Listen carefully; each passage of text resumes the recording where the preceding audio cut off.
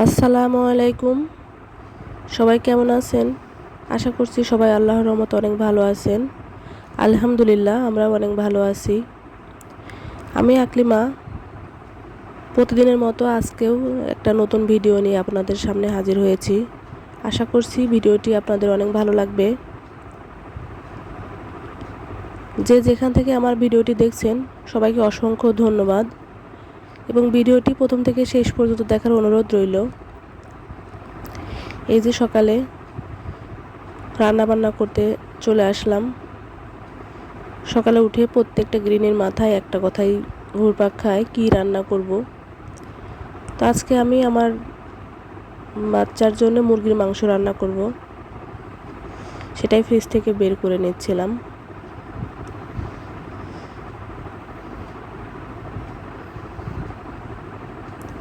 তো এই যে মাংসটা বের করে নিয়েছি।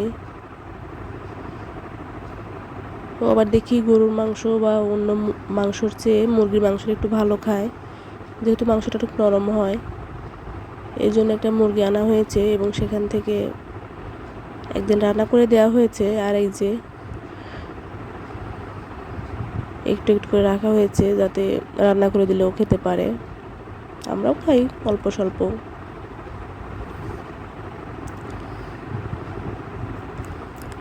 মাংসটা ভিজিয়ে রাখছি।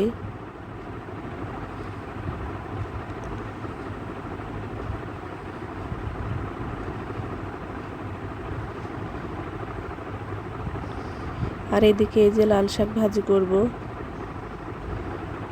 আর আলু দিয়ে করলা ভাজি করব। আলু দিয়ে করলা ভাজিটা কিন্তু বেশ ভালো লাগে। আর এই যে মাংসটা ধুয়ে রাখছি।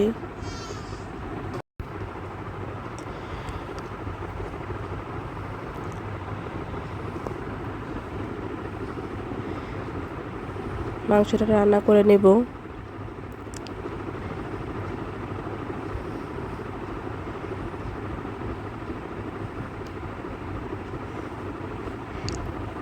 ভালো করে ধুয়ে নিলাম।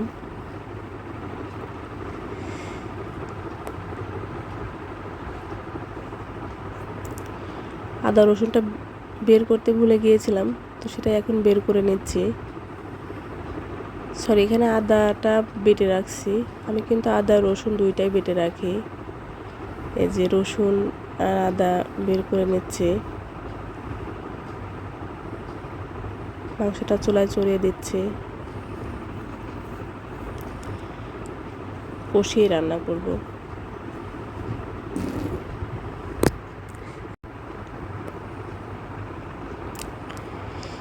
ইউটিউবে আমার কিন্তু অনেক শখ করে আসা। আমি কাজের ফাঁকে ফাঁকে খেতে বসে, তারপর মানে যখন একটু টাইম পেতাম ইউটিউব দেখতাম। ফেসবুকটা একটু কম দেখা হয়, ইউটিউব নিয়ে বসতাম। দেখতাম অনেক আপুরা তাদের সংসারের কাজকর্ম শেয়ার করছে ভিডিওর মাধ্যমে এবং তাদের অনেক মনের কথা বলছে। আমার অনেক ভালো লাগতো। তো সেখান থেকে শখ করে আসা যে ভাবলাম তো আমিও দেখি কিছু পারি কি না। আমিও যেহেতু সংসারের কাজকর্ম পারি, আর অনেক আপুরা তাদের সংসারের কাজকর্ম দিয়েই মানে প্রতিদিন যা করে যখন যা করে সেটাই শেয়ার করে। তো আমার সব আপুদের দেখে উৎসাহিত হয়ে কাজটা শুরু করা। এখান থেকে আসলে অনেক কিছু পাবো, কি হবে এত কিছু ভেবে এটা করি নাই, শখ করেই করলাম, শুরু করলাম। তো দেখলাম আসলে সবাই অনেকের ভালোবাসা পায়। তা আমারও ইচ্ছা হলো যে আমি একটা চ্যানেল খুলে এটা শুরু করি। তো অনেক ভয় পেয়েও কাজটা শুরু করলাম, যে অনেকেই যেহেতু পারছে, সবাই যেহেতু পারছে, আমি কেন পারবো না। এটা আসলে আমার একটা কি বলবো, এরকমই সবসময় মনে হয়। কোনো কাজ করতে গেলে মনে হয় সবাই যদি পারে আমি কেন পারবো না। তো সেখান থেকে ইচ্ছা করেই এই প্ল্যাটফর্মে আসা।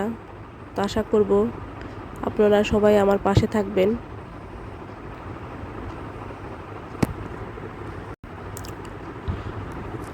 আমার ভিডিওটি দেখতে দেখতে কারো যদি একটু কোনো অংশ ভালো লেগে থাকে প্লিজ একটা লাইক দিবেন এবং আমার ভিডিওটি শেয়ার করে রাখবেন, সাবস্ক্রাইব করবেন, যাতে আমি কোনো ভিডিও দিলে সেটা আপনার ফোনে নোটিফিকেশন চলে যায় এবং আপনি সেটা দেখতে পারেন। আসলে ভেবেছিলাম অনেক কিছু গুছিয়ে শুরু করব, তো দেখলাম যে না, আসলে সব কিছু অনেক গুছিয়ে তারপরে শুরু করা যায় না, শূন্য থেকেই শুরু করতে হয়। অল্প অল্প করে দেখি কতদূর কী করতে পারি। এই যে আমি রান্নাবান্না শেষ করেছি, এখন আপনাদের সাথে শেয়ার করব। আমাদের গ্রামের বাড়ি থেকে কিছু জিনিস আনা হয়েছে, তো সেইগুলাই আপনাদের একটু দেখাবো যে কি কি পাঠিয়েছে। এই যে আপনাদের ভাইয়া বাড়িতে গিয়েছিল, তো আমার শাশুড়ি কিছু লাউয়ের শাক পাঠিয়েছে এবং এই যে দেখছি আমার ছেলেদের আকিকার মানে ভুঁড়ি পরিষ্কার করে রেখেছিল, সেটাই দেখলাম খানিকটা দিয়ে দিয়েছে। এদিকে অনেকগুলো আম দিয়েছে, আমগুলা একদম পেকে ফেটে গেছে। তো আমি দুইটা ঝুড়িতে আলাদা আলাদা করছিলাম, দেখছিলাম যে কিছু আম একটু কাঁচা কাঁচা আছে, মানে একটু কম পাকা, আর কিছু আম একদম পেকে নরম হয়ে গেছে, তো সেটাই আলাদা করছিলাম। যেগুলো বেশি পেকে গেছে সেগুলো আলাদা করছিলাম। বেশি পাকাগুলো তাড়াতাড়ি খেয়ে ফেলতে হবে, বেশি দিন রাখা যাবে না। আর যেগুলো রেখে খেতে পারবো সেগুলো একটু আলাদা করছি।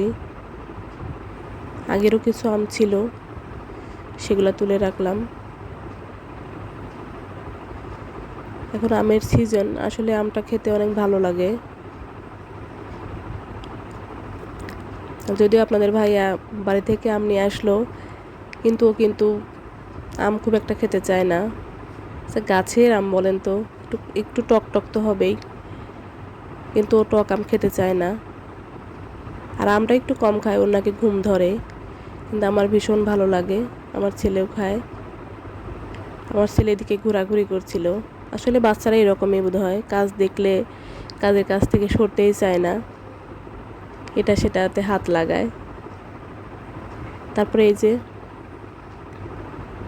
গমের আটা দিয়ে দিয়েছে, অবশ্য শুধু গম না, গমের সাথে চাউল মেশানো। আমি আমার শাশুড়িকে বলেছিলাম শুধু গমের আটা না করে গমের সাথে চাউল মিশিয়ে দিবেন। এই রুটিটা খেতে কিন্তু বেশ মজা, আর আমি চেষ্টা করি আটাটা সেদ্ধ করে রুটি বানাতে, তো মিশিয়ে বানালে বেশ ভালো লাগে। এটা কিন্তু আমাদের ক্ষেতের আটা, মানে ক্ষেতের গমের আটা, একদম খাঁটি, যেহেতু গ্রাম থেকে নিয়ে আসা। এই যে লাউ শাক আমাদের বাড়ির, তারপর গাছের আম, বাড়ির গাছের আম। শহর থেকেও কিন্তু আম পাওয়া যায়, কিন্তু এই আমগুলা ফরমালিন দেওয়া।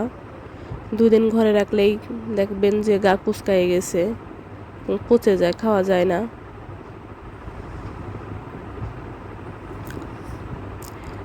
তো এই যে দেখছি মুরগির মাংস রান্না করে দিয়েছে, তো বেশ মজাই হয়েছিল।